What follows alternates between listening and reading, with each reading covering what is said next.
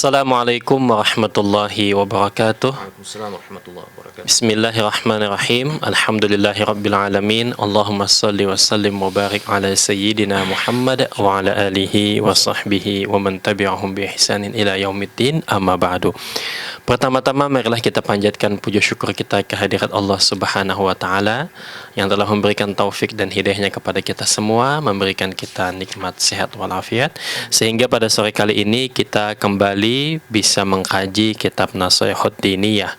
Salat serta salam tak lupa juga kita haturkan kepada junjungan Nabi kita, Nabi besar Muhammad sallallahu alaihi wasallam yang telah membawa umat manusia dari alam kegelapan menuju alam yang terang benderang, minaz zulumati ilan nur wa ila siratal mustaqim. Kaum muslim dimanapun Anda berada, saya Hilal akan menemani Anda hingga 1 jam ke depan pada sore kali ini.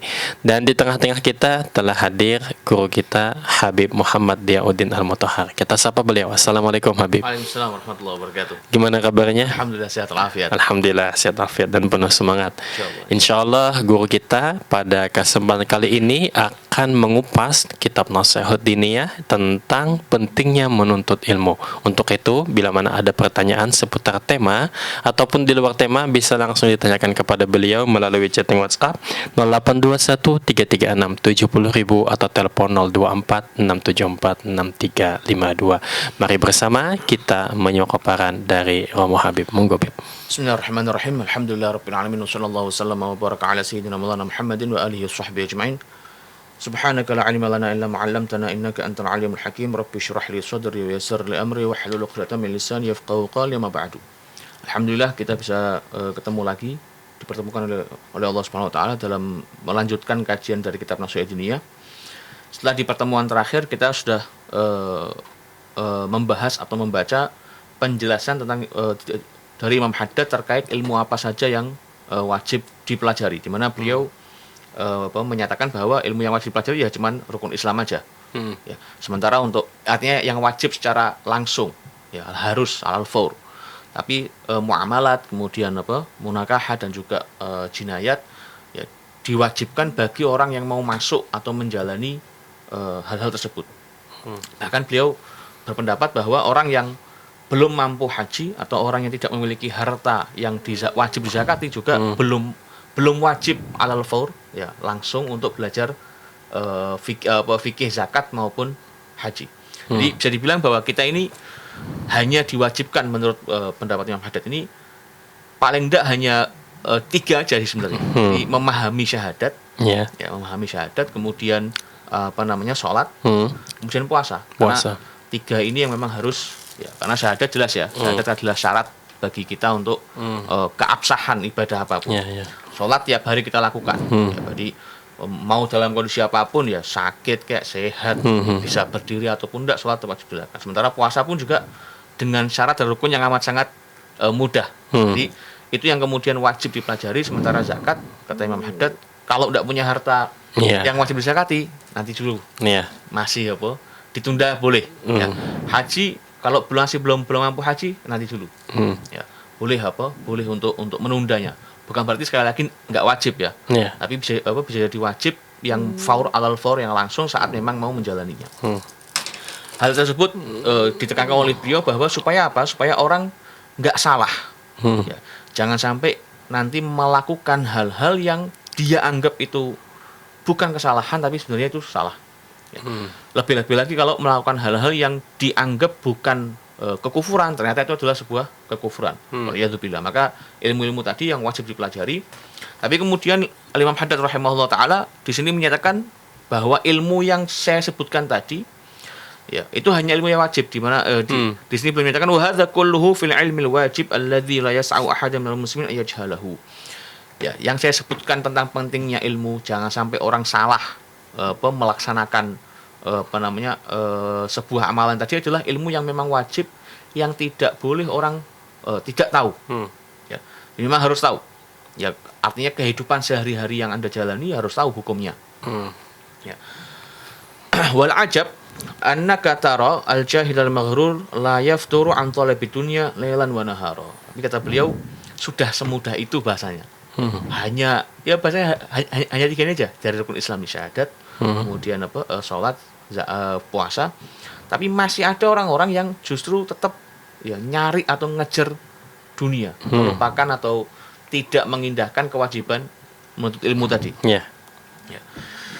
Wala yazalu mutakalipan 'alaiha, bahkan sampai betul-betul kayak kemaruk. Ya. So, pokoknya ada celah sedikit di mana dia misalnya dapat harta atau jabatan diambil. Ya. Syadidul inayati bi jam'iha wa man'iha, amat sangat memperhatikan ya untuk mengumpulkan dan jangan sampai ini lepas dari genggamannya dia. Wa tamattu'i biha, menikmatinya, wa yuqimul nafsil a'dzar al-katsirah 'ala dzalik tsumma tajiduhu jahilan bi amri dini. Ya. Kemudian dalam rangka untuk membenarkan tindakannya dia mengejar dunia tadi, dia bikin alasan-alasan, ngarang-ngarang alasan. Ya, dengan alasan misalnya yang sering kita dengar kadang-kadang orang kalau nggak mau diajak ngaji atau belajar itu, saya kerja menghidupi anak istri, menghidupi keluarga. Ya. Padahal waktu kerjanya dia itu mungkin di luar jam belajar. Ya. Atau kemudian diajak belajarnya adalah di hari-hari di mana dia libur. Tapi selalu cari alasan-alasan yang tidak masuk akal. Ya, pokoknya dia seakan menghindari. Ya, seakan dia menghindari. Lam yatlub ilman wa lam yakhsha 'ali wa lam yajlis 'aliman liyata'allama minhu qattu. Dia enggak pernah nuntut ilmu, bahkan kumpul sama orang alim. Ya. Bahkan beberapa orang itu kadang mereka enggak tahu standarnya orang alim itu apa. Ya. Beberapa orang kadang-kadang menganggap bahwa orang kalau sudah misalnya ke masjid pakai peci, pakai sarung, ya, itu lumayan alim. Yeah. Terus kalau sudah pakai baju takwa atau baju kok, ini pasti alim. Ya, padahal standar orang berilmu bukan dari situ. Ya, standar ilmu ya dari pengamalannya dia nanti disebutkan oleh Imam Haddad nanti. Fa in qila lahu fi dzalika ihtaj li nafsihi bima yasqutu bihi min 'ainillahi min 'adamil faragh wa kathrat ashghal. Ya kalau kita mau ngasih tahu mereka alasannya itu macam-macam. Ya kesibukan lah, enggak ada waktu luang dan lain sebagainya. Ma'annallaha walahul hamdu, padahal Allah Subhanahu wa taala qad yassara lahu talabal ilmi bi wujudil ulama wa biqillatil mu'nah fi ta'limil qadr wajib min alim. Allah Subhanahu wa taala sudah memudahkan bagi dia untuk menuntut ilmu dengan cara apa? Mempertahankan adanya ulama. Ini yang menarik karena Imam Haddad menyebutkannya yang pertama ini. Ya. Di mana kalau kita kan biasanya beralasan atau menjadikan dalil bahwa menuntut ilmu mudah kan karena kadarnya sedikit. Ya. Namun tidak ada ulama. Selalu ada ulama. Seakan-akan beliau ingin mengatakan bahwa betul-betul yakin dengan sabda Nabi sallallahu alaihi wasallam, la tazalu ta'ifatun min ummati dhahirina 'alal haqq. Ya. Akan tetap ada sekelompok dari umatku yang senantiasa muncul di atas kebenaran. Ya. Jadi orang mau bilang bahwa saya enggak melihat ulama, enggak mungkin. Karena pasti ada orang yang zahirin 'alal haqq ini tadi. Ya. Yang disebut di hadis itu zahirin 'alal haqqi la yakhafu lawmata la'im. Mereka enggak peduli, enggak takut dengan ejaan atau apa. Ya, jadi kata Imam Haddad itu yang pertama harus disyukuri. Ya, adanya ulama. Ya, kemudian beliau melanjutkan dengan setelah adanya ulama, ya wa biqillatil mu'nah. Dengan biaya yang sebenarnya minim. Ya. Karena sekarang ini kan maaf kadang-kadang untuk ilmu yang bukan wajib, ya, bahasa kasar kita SPP-nya mahal. Ya, misalnya kalau kita les bahasa Inggris misalnya, mungkin sebulan sekian ratus ribu. Ya. Atau misalnya les piano lah, orang sekarang kan les piano, les ini apa segala macam, biayanya mahal. Padahal dalam agama kita itu bukan sebuah hal yang wajib. Tapi yang wajib kadang-kadang distandarkan dengan biaya yang amat sangat murah. TPQ mungkin sebulan berapa? 30.000, 50.000. Bahkan gratisan. Bahkan gratis. Ya. Bahkan kadang-kadang kalau misalnya dikasih biaya orang protes.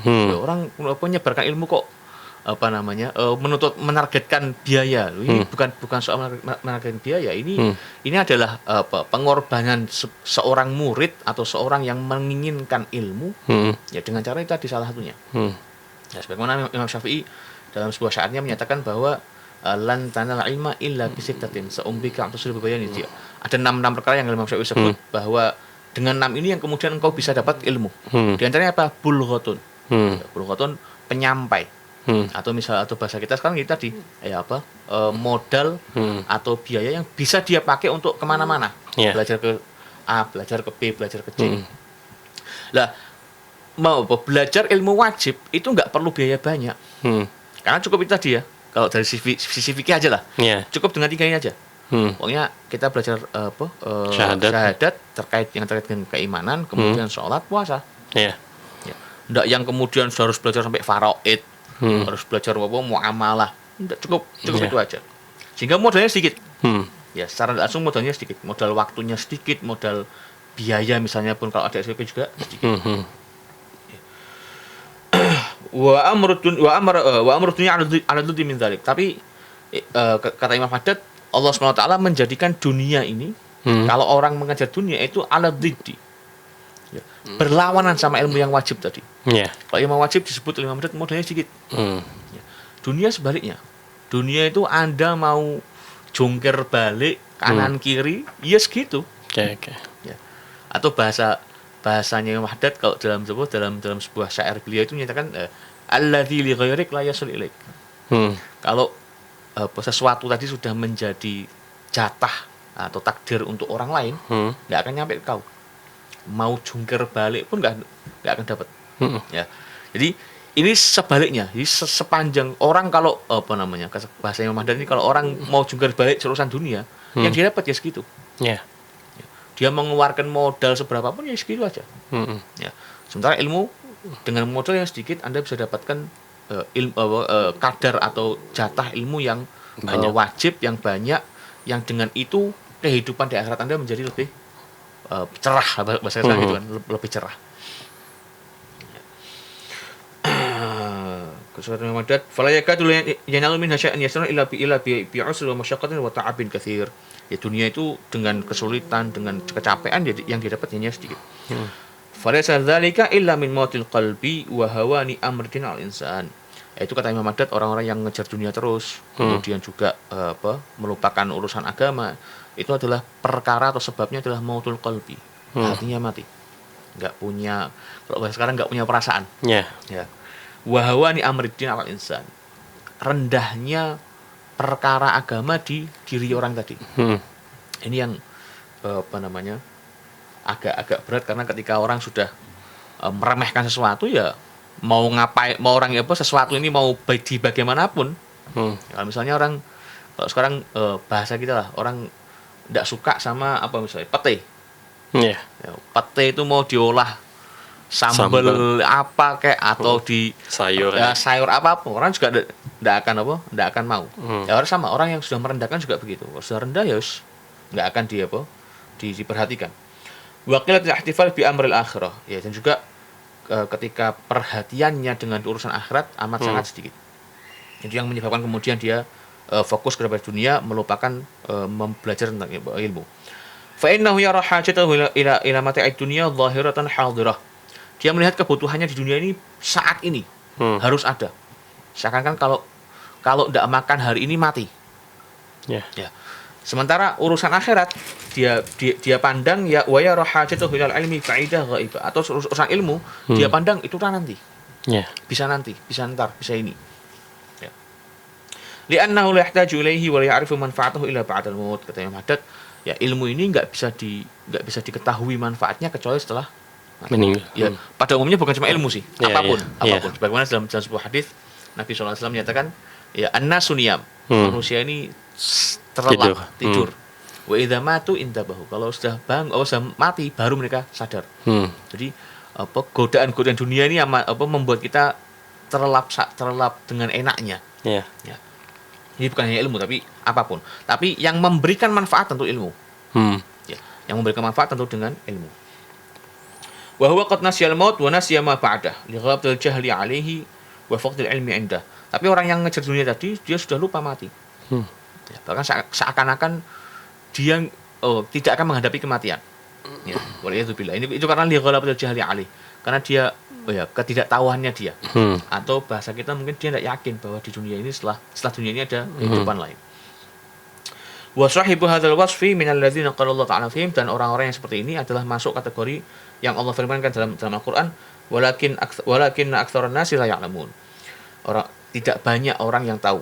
Ya, ya'lamuna zahiran minal hayatid dunya wa hum 'anil akhirati ghafilun. Mereka hanya tahu perkara dunia yang nampak bagi mereka.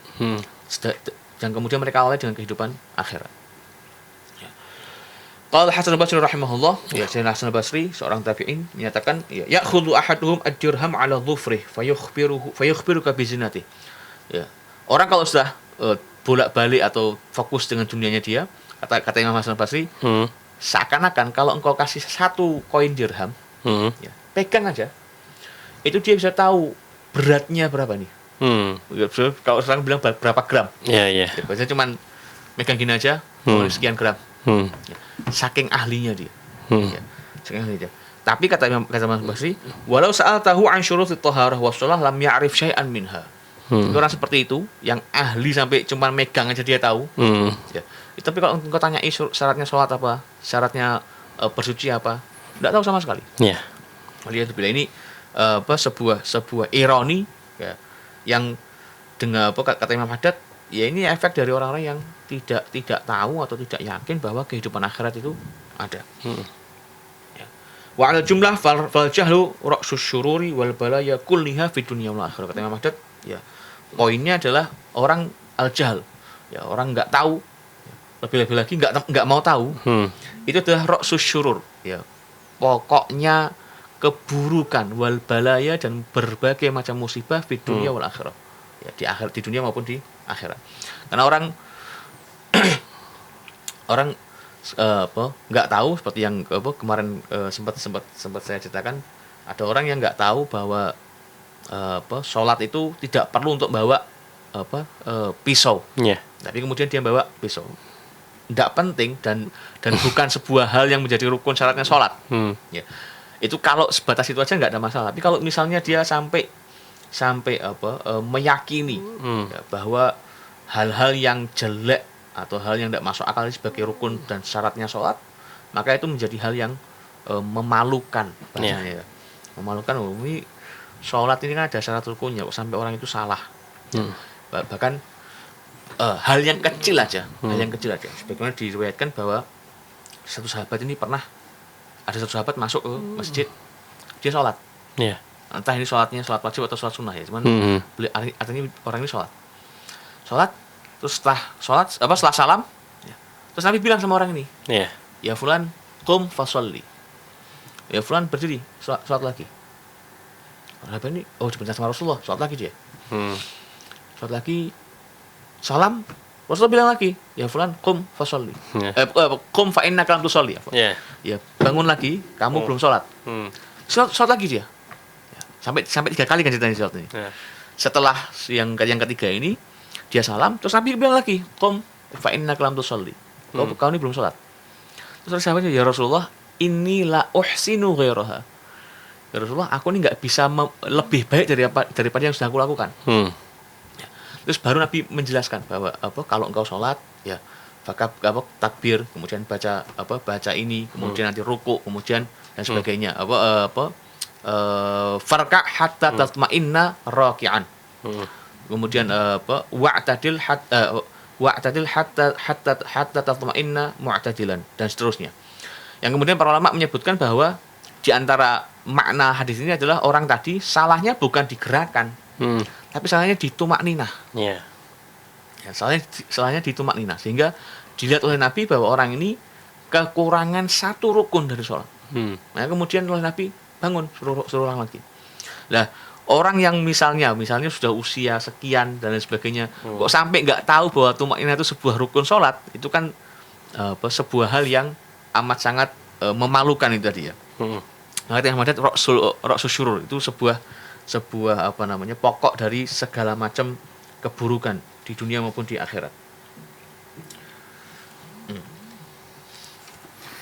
Kemudian beliau jelaskan lagi bahwa yang beliau maksud, ya, bukan orang bukan jahil atau bukan ketidaktahuan yang dalam ilmu yang detail enggak. Dinyatakan summa innal jahlal mazmum 'alal itlaq. Bahwa ketidaktahuan yang tercela secara mutlak adalah ayat jahlal insanu minal ilmi ma faradallahu alaihi ilmah. Adalah kejahilan atau ketidaktahuan dari hal-hal yang Allah wajibkan. Ya. Karena yang Allah wajibkan dari setiap orang sih apa sih? Kan nggak banyak sebenarnya. Ya. Setiap hari sholat misalnya, setiap hari sholat. Kalau Ramadan puasa, ya tidak menyekutukan Allah, karena dari syahadat. Yang lainnya kan misalnya kayak memenuhi nafkah, syarat rukunnya gampang lah bahasanya lah. Ya. Kalau dia kerja misalnya di perusahaan atau sebagai karyawan, ya dia hanya belajar di bab ijarah misalnya. Ya. Kalau dia mau menikah, ya dia belajar tentang pernikahan misalnya. Dan yang lainnya akhlak-akhlak yang lainnya yang mungkin kalau di total paling cuma 30-50 yang betul-betul wajib, mutlak dan harus dipelajari, ada syarat rukunnya lah. Selebihnya enggak. Jadi amat sangat enteng, sekali lagi enteng. Maka ini yang kemudian ketidaktahuan tentang hal ini yang kemudian menjadi mazmum, tercela secara mutlak. Fahdhar ayyuhal akh min dzalik, ya, maka hindarilah wahai saudaraku dari hal tersebut. Wa khruj min dhulumati jahlika ila anwaril ilmi. Kemudian keluarlah dari gelapnya ketidaktahuan menuju kepada cahaya ilmu. Kemudian walaysa biwajibin 'alaika an tattasi'a fil ilmi. Ya, tidak wajib bagimu untuk memperluaskan, meluaskan pengetahuanmu, itu enggak wajib. Ya. Bal al-wajibu 'alaika ta'allumul qadri alladzi la budda laka minhu wa la ghina laka anhu. Yang wajib engkau pelajari hanya ilmu pengetahuan yang memang itu perlu untuk kau ketahui. Jadi bahasa enaknya gini. Ibadah apapun yang kita lakukan sehari-hari itu yang harus dipelajari. Ya. Ibadah apapun yang kita lakukan sehari-hari itu yang harus dipelajari. Di bahasa gampangnya gitulah. Tapi kemudian bukan hanya itu aja. Jadi pentingnya mengetahui atau berilmu itu bukan hanya sebatas saya tahu nih. Ya. Sudah selesai, enggak. Ya. Beliau teruskan wa kama yajibu 'alaika an tata'allama fi nafsik. Ya, sebagaimana engkau wajib belajar untuk dirimu, ya yajibu 'alaika aidan an tu'allima ahlaka wa auladak. Wajib juga untuk engkau ajari keluargamu dan anak-anakmu. Ini yang menjadi salah satu kata Sayyidina Umar bin Khattab sebagai haknya anak. Ya. Jadi disebutkan, diriwayatkan bahwa Sayyidina Umar itu menyebutkan bahwa ada 3 haknya pak anak yang menjadi kewajiban orang tua. Ya. Di antaranya adalah ayu adibahu, pendidikan, mendidiknya. Ini yang menjadi haknya si anak. Sehingga orang tua pun wajib memberikan pendidikan yang terutama ilmu-ilmu yang wajib. Terutama ilmu yang wajib. Wa kullaman laka wilayatun 'alaih, dan juga bukan hanya keluarga istri dan anak, tapi juga orang-orang yang di bawah wilayah, di bawah kekuasaannya, tanggungannya dia. Ya, fa illam taqdir an tu'allimahum, kalau engkau enggak mampu untuk mengajari mereka, kana 'alaika an ta'muruhum bil khuruji ila ahli ilmi hatta yata'allamu minhum. Engkau wajib untuk menyuruh orang-orang tadi keluar mencari guru supaya mereka bisa belajar. Ini yang kemudian dipraktekkan oleh banyak orang tua ya, di masa kini maupun di masa lalu. Ya, kalau anak-anak kecil pasti dulu SD sore suruh suruh ke TPQ paling enggak. Ya, karena di TPQ diajari Al-Qur'an, diajari bacaan sholat dan lain sebagainya. Ya. Yang mungkin di area perkotaan mungkin sudah sedikit berkurang, tapi paling enggak masih ada lah. Masih ada, karena itu bentuk kewajiban. Bahkan di kitab fikih pun disebutkan bahwa seorang suami, karena ini di fikih nanti dibahas bahwa istri itu kan kalau mau keluar harus izin suaminya. Istri kalau mau keluar dalam rangka belajar, itu suami nggak boleh nolak. Ya dengan syarat ya, artinya si istri ini bisa menjaga dirinya dan lain sebagainya. Tapi nggak boleh nolak. Ya. Kalau dia nggak bisa ngajari. Tapi kalau dia bisa ngajari di rumah, kemudian istrinya minta belajar lagi, ditolak, nggak ada masalah. Ya, saking pentingnya belajar ilmu wajib ini sampai haknya suami yang harus dimintai izin oleh istri untuk keluar pun tanda kutip tersingkirkan dulu karena masih ada yang wajib ini tadi. Ya. Wa illa asimta wa asimu. Kalau enggak, engkau dosa karena Yeah. tidak ngajari mereka, tidak menyuruh mereka untuk belajar ke orang lain, dan juga mereka yang enggak berusaha belajar pun juga dosa. Jadi dari dua sisi ini dosa. Wal qadrul wajib minal ilmi ala kulli muslim laysa bikatsir. Ya, kadar wajibnya enggak banyak. Yeah. Ya, dikit. Layakatu yalhaqut talib lahu fi talabihi masyaqqah insyaallah. Ya, nyaris tidak ada kesulitan bagi siapapun yang mau menuntut ilmu itu. Wa li'anna Allah Ta'ala yu'inuhu 'ala dzalik, dan Allah SWT juga menolongnya. Ya, memberikan pertolongannya. Wa yassiru lahu idza salahat niyatuh. Bahkan Allah Ta'ala akan mempermudahnya kalau memang niatnya baik. Ini yang kemudian menjadi dasar juga bahwa jangan cari ilmu ya untuk gagah-gagahan. Ya, perbaiki niat bahwa nyari ilmu itu adalah untuk supaya kita menjalani hidup kita ini sesuai dengan aturan dari Allah Subhanahu wa taala. Walau fi talabi thawabun azim. Dan orang kalau sudah belajar ilmu yang wajib, ya paling tidak ilmu yang wajib, kemudian niatnya baik supaya kehidupannya sesuai dengan aturan yang Allah tetapkan, maka caranya dia atau prosesnya dia belajar ini pun dapat pahala. Yeah. Ya, bukan cuma nanti setelah diamalkan, enggak, prosesnya pun dapat pahala. Karena Allah SWT itu disebutkan la yudhayyi'u ajra man amila sholihan. Allah Ta'ala tidak menyia-nyiakan tindakan orang yang beramal baik. Yeah. Bahkan para ulama kemudian menyebutkan bahwa saking berharganya capek ya atau proses tadi, ketika ada sholat sunnah yang misalnya 4 rakaat itu amalnya dipisah. Karena para ulama menyebut bahwa dengan misah 2 rakaat, setiap 2 rakaat ini yang awalnya 4 dipisah 2 rakaat, ada effort tambahan. Ya. Paling tidak salamnya 2 kali. Yeah. Kalau 4 rakaat kan salamnya cuma sekali. Yeah. Kalau 2 rakaat salamnya 2 kali. Ya. Effort lebih ini yang kemudian dapat pahala juga. Sama, orang belajar ilmu ya, yang terutama yang wajib, prosesnya ini juga mendapatkan pahala dari Allah Subhanahu wa taala. Ya, di mana Allah Subhanahu wa taala di mana Nabi sallallahu alaihi wasallam menjanjikan dalam hadisnya, menyatakan man salaka tariqan yaltamisu bihi ilman. Ya, barang siapa yang menempuh sebuah jalan, yang mana jalan tadi dia pakai untuk menuntut ilmu, ya, yassarallahu lahu bihi tariqan ila jannah, maka akan Allah permudah jalannya menuju kepada surga. Ya, ini kemudian ditakwil atau diterjemahkan oleh para ulama bahwa orang yang niatnya sudah betul tadi untuk belajar ilmu, maka kemudian akan Allah permudah ya, dengan cara Allah membuka jalan bagi dia untuk mengamalkan ilmunya. Yang dengan pengamalan tadi kemudian dia menjadi masuk surga. Wa qala alaihi salatu wasallam, dan Nabi sallallahu alaihi wasallam juga bersabda, innal malaikata la tadha'u ajnihataha li talibil ilmi ridwan bima yasna. Ya, sesungguhnya para malaikat meletakkan ya, atau menurunkan sayap-sayapnya untuk penuntut ilmu ya, sebagai bentuk kerelaan.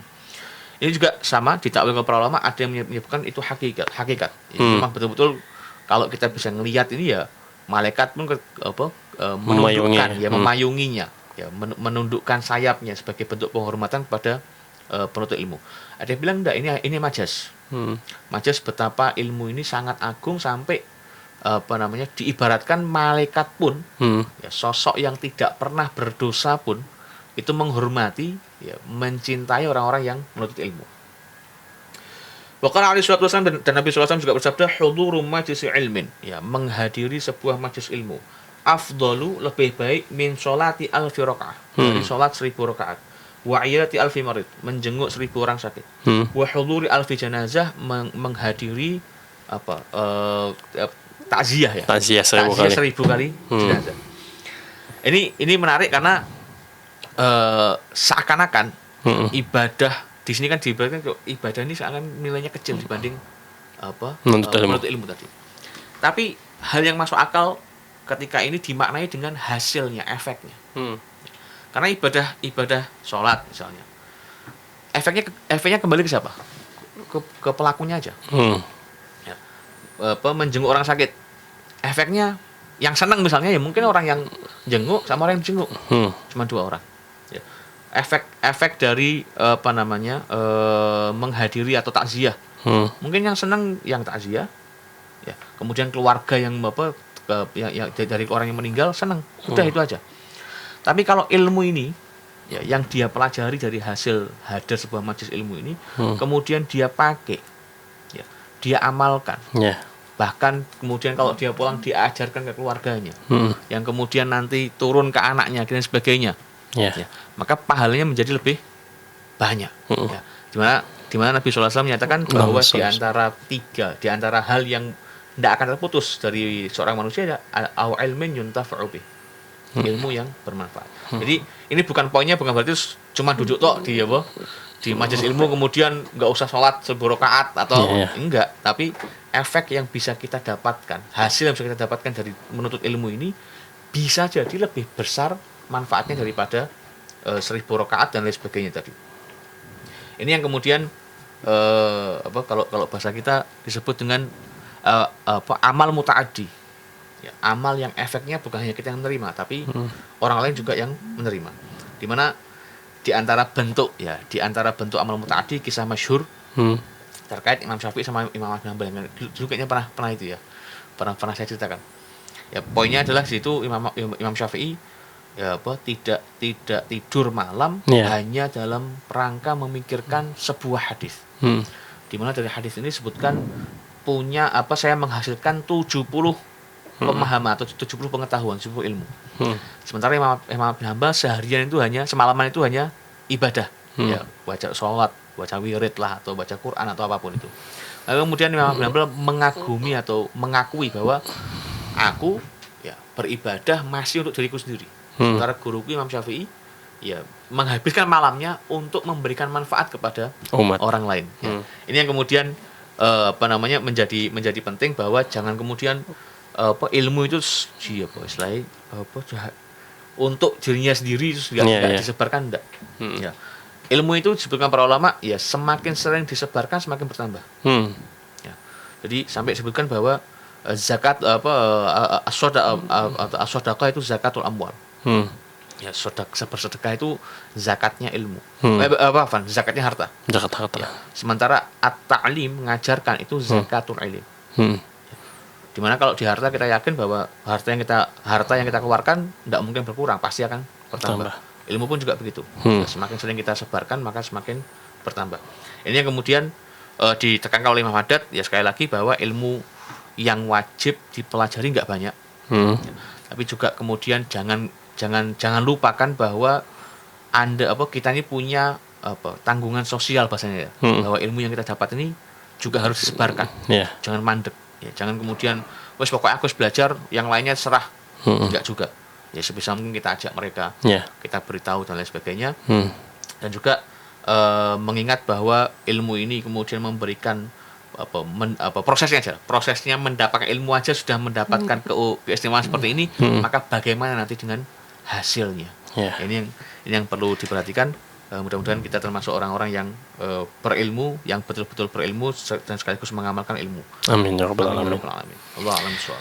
Baik kaum muslim, sangat menarik kajian kita tentang pentingnya ilmu, dan jangan kemana-mana, kita akan kembali setelah nada berikut ini.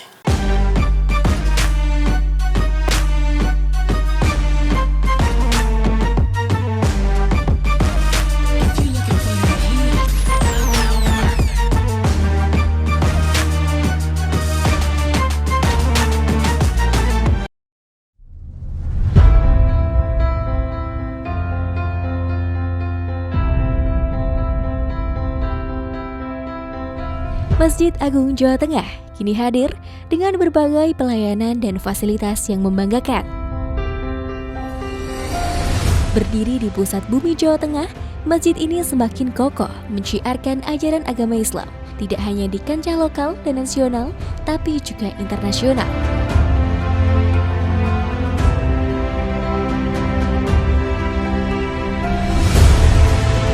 Mengikuti perkembangan dan kebutuhan masyarakat, Masjid Agung Jawa Tengah mempersembahkan sebuah lokasi yang mengantarkan, lokasi yang membekali untuk ibadah yang suci, manasik haji dan umroh Masjid Agung Jawa Tengah.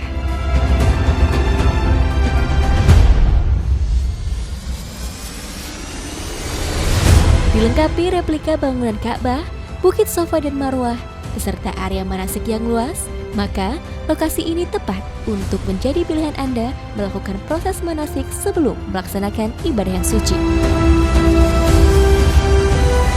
Dengan 2 pintu gerbang utama, sistem keamanan yang sudah modern, area parkir yang luas semakin memudahkan Anda dalam beribadah maupun kenyamanan dan keamanan selama proses manasik berlangsung.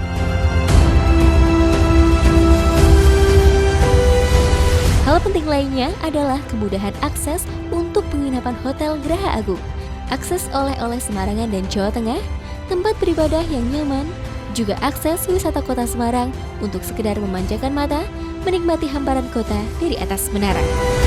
Tentunya, ini semua demi pelayanan yang mengedepankan kepuasan Anda sebagai pelanggan.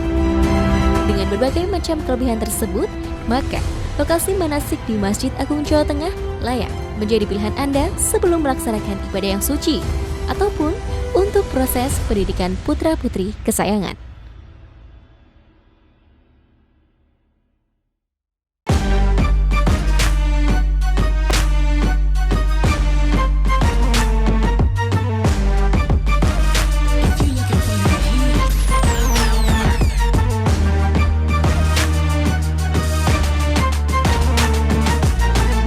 Baik kaum muslim, kembali lagi bersama kami di 107,9 FM. Kaum muslim silahkan bila mana ada pertanyaan dilayangkan ke chatting WhatsApp 082133670000 atau telepon 0246746352. Habib, ini ada pertanyaan dari pendengar Radio Dais. Dia bertanya, fenomena sekarang itu ramai dengan majelis sholawat.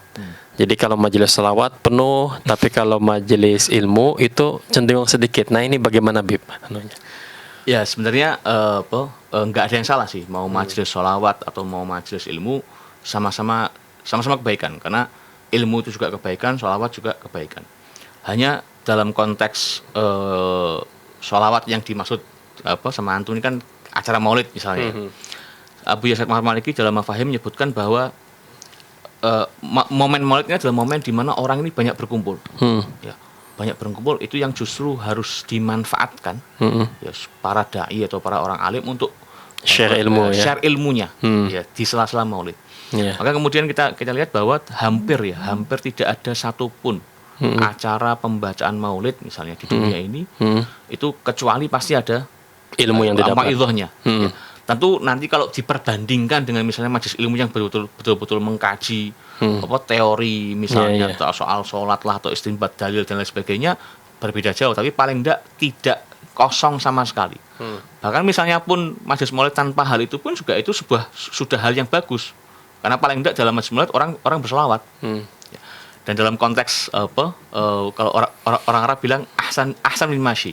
Ya, mending daripada enggak sama sekali. Ya, betul. Daripada malam itu dia kosong, kongko enggak jelas, mending ikut sholawatan. Atau ikut acara maulid lah. Lebih bagus lagi kalau di acara maulid dia juga mendengarkan mau'izahnya. Ya, kemudian yang menambah ilmu dia, yang kemudian menjadi bekal untuk kehidupan sehari-hari. Wallahu a'lam. Baik, ini ada pertanyaan dari pendengar Dais. Assalamualaikum warahmatullahi wabarakatuh. Mohon izin bertanya tanggapan Habib di masa kini terkait wasiat Mbah Maimun Zubair perihal aktivis NU di semua tingkatan untuk tidak boleh dan tidak mau diadu domba dengan Ahlul Bait. Terima kasih. Ini dari siapa? Tidak ada namanya nih. Wah, itu apa? Anonymous. Ya, sebenarnya bukan hanya untuk NU aja atau sebenarnya semua kalangan harus seperti itu. Jadi, karena begini, kita kita harus meyakini bahwa keturunannya Nabi itu ada. Ya, betul. Karena kata Imam Fakhrul Razi di antara bentuk atau di antara salah satu penafsiran inna a'tainakal kautsar itu yang terakhir, inna syani'aka wal abtar. Ya. Itu berarti mafhum mukhalafahnya bahwa Nabi itu bukan abtar. Nabi itu berarti tidak terputus. Masih ada keturunannya. Yang kemudian dalam sebuah riwayat disebutkan bahwa yang masyhur memang ya taraktu fikum amrain. Kitabullah wa sunnati. Itu yang masyhur. Tapi ada riwayat lain yang menyebutkan bahwa kitabullah wa ahla baiti. Ya. Yang kemudian situ di riwayat ini Nabi menyebut udzakirukumullah fi ahli baiti. Ya. aku ingatkan kalian kepada Allah tentang ahlul baitku, Hmm. sehingga apa istilahnya ya, posisi ahlul bait di dalam konteks ke-NU-an misalnya, atau di kalangan muslimin ya, itu punya tempat tersendiri. Tapi tentu bukan berarti kemudian mutlak bahwa ini kebenaran orang-orang yang dari ahlul bait menjadi mutlak absolut benar, enggak juga. Ya. Ya. Maka kemudian ada satu kitab khusus dari kalangannya Syekh Astagfirullah Semhudi kalau salah. Yang penulis Al-Wafa bi Akhbarul Mustafa itu, beliau punya satu kitab khusus judulnya Jawahirul Aqidain fi Fadhil Syarafain. Ya, syarafu ahlil ilmi wa syarafun nasabin nabawi. Di mana situ beliau menyebutkan tentang keutamaan ilmu plus keutamaan ahlul bait, dan juga hal-hal yang harus diperhatikan. Ya, baik dari orang yang berilmu kepada ilmu, atau orang lain kepada orang yang berilmu. Sama orang yang dari ahlul bait bagaimana menyikapi dirinya, dan juga orang dari luar ahlul bait bagaimana menyikapi ahlul bait. Itu nanti mungkin bisa jadi salah satu referensi bagi siapapun yang ingin mempelajari terkait apa saja hal-hal yang harus diperhatikan kepada atau terkait dengan ahlul bait. Allah alam shawab. Sekitar seminggu yang lalu atau saya mendengar itu Habib Umar Mutahar ketika halal bihalal beliau menyampaikan ma baina mimbari wa masjidi ma baina mimbari wa baiti raudatun min riyadil jannah. Jadi beliau mengartikan di antara mimbar dan rumahku itu adalah taman surga. Maksud mimbar itu adalah ulama. Karena yang naik mimbar adalah yang punya ilmu. Nah, baiti, rumahku itu adalah ahlul bait. Ini keluarga, cucu, keturunan. Ini takwil najib ini. Nah, ini takwil dari Habib Umar Mutahar. Jadi kata beliau, kalau seorang muslim dia berada di antara kalangan ulama dan habaib, maka dia akan masuk ke dalam surga seperti itu. Ini takwil najib ini. Ya, faedah muhimah ini. Harus ditulis ini ya. Ya, faedah muhimah dari Habib Umar Mutahar. Baik, kaum muslim, ini masih ada waktu lagi, dan ini saya mau bertanya, Bib. Perihal tadi kan yang diwajibkan ada sholat dan puasa yang ditekankan dalam kitab Nasaihud Diniyah. Lalu haji itu tidak wajib kalau Al-Fur. Kalau kita tidak punya harta, kemampuan untuk berangkat haji, tidak punya kemampuan, tidak wajib seperti itu. Lalu bagaimana semisal ada orang yang naik haji dengan jalan kaki dari Indonesia menuju Mekah, atau naik sepeda ontel seperti itu? Apakah ini termasuk yang memberat-beratkan diri sendiri atau bagaimana, Bib? Itu tadi ya. Jadi pada dasarnya sih effort. Sekali lagi syariat itu menilai juga effort. Tapi itu tadi, effort itu kan setiap orang mungkin beda-beda. Beda-beda. Ya, artinya mungkin kayak saya mungkin. Ini pendengar bertanya, effort itu apa? Effort itu semangat, motivasi. Motivasi untuk melakukan sesuatu. Kayak saya misalnya suruh jalan 1 kilometer mungkin berat. Ya, atau mungkin jalan dari sini balik ke rumah, misalnya jalan kaki. Berat. Tapi mungkin ada beberapa orang yang dari sini jalan ke rumah dianggap sebagai olahraga. Dianggap sebagai kesenangan hobi dan lain sebagainya. Sama aja, jadi orang yang mau berangkat haji pun yang penting kan dia istita'ah. Ya. Di antara bentuk istita'ahnya adalah fisiknya juga sehat, kemudian juga bekalnya ada, jalannya aman dan lain sebagainya. Maka mau pakai jalur yang bagaimanapun, mau pakai jalan kaki, mau pakai misalnya ada dia mau kayak sepeda motor kayak atau apapun, nggak ada masalah. Karena poinnya di istita'ah tadi. Yang mungkin sekali lagi standar setiap orang beda-beda. Jadi bisa aja kita memandang ini orang kok berlebihan jalan kaki, ada pesawat apa segala macam. Nggak bisa itu juga. Berapa banyak orang yang bahasa kita ya, beli sepeda jutaan, padahal fungsinya ya sama aja, ya sama. Ibadah pun juga begitu. Mau ada orang yang melakukan ibadah dengan caranya mereka selama tidak melanggar syariat, silahkan. Ya, karena setiap orang punya Motivasi. standar untuk diri sendiri masing-masing. Kayak ini yang mungkin dimaksud wa'adin finnas ya'tuka Rijalan wa rukbanan. rijalan wa rukbanan, ya, jalan kaki. Orang karena emang beberapa kisah terutama dari masa dulu ya. Itu banyak yang lebih mengutamakan jalan kaki. Bahkan sebutkan Sayyidina Abdullah bin Umar, seorang anaknya Sayyidina Umar itu sebutkan berjalan kaki untuk haji sebanyak 20 kali. Dari 40 Masya Allah. hajinya beliau. Berangkat dari mana itu? 40 kali haji, Iya. 20 kali jalan kaki, 20 kali naik kendaraan.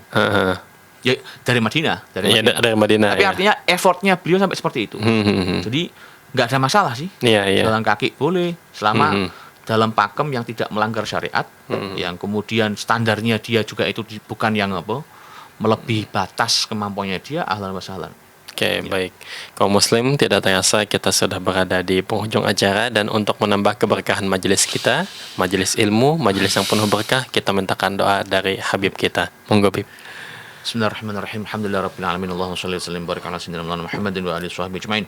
Rabbana anfa'na bima 'allamtana, rabbi 'allimna alladhi yanfa'una, rabbi faqihna wa faqih ahlana wa qarabatin lana fi dinina ma'a ahli al-qatri untha wa dhakar. Amin ya Allah. Rabbi waffiqna wa waffiqhum lima tartadhi qawlan wa fi'lan Amin ya karama wa Allah. rizqil kulla halalan daima wa akhil atqiya ulama. Amin ya Allah. نحظى بالخير ونكفى كل شر ربنا اصلح لنا كل شؤون وأقر بالرضا منك العيون وقضي عنا ربنا كل الديون قبل آمين يا أن الله. تأتينا رسل المنون آمين يا واغفر الله. استر أنت أكرم من ستر وصلاة الله تغشى المصطفى من إلى الحق دعانا والوفاء آمين يا بكتاب الله. فيه للناس شفاء وعلى الآل الكرام شرفاء وعلى الصحب المصابيح الغرر آمين يا الله. اللهم اهدنا بهداك واجعلنا ممن يسارع في رضاك ولا تولنا وليا سواك آمين ولا يا الله. تجعلنا ممن خالف أمرك وعصاك آمين يا حسبنا الله الله. ونعم الوكيل نعم المولى ونعم النصير آمين يا ولا الله. حول ولا قوة إلا بالله العلي العظيم آمين يا الله. صلى الله على سيدنا اللهم محمد صل وآله وسلم وصحبه وسلم والحمد لله رب العالمين. Alhamdulillah rabbil alamin. Aku minkum.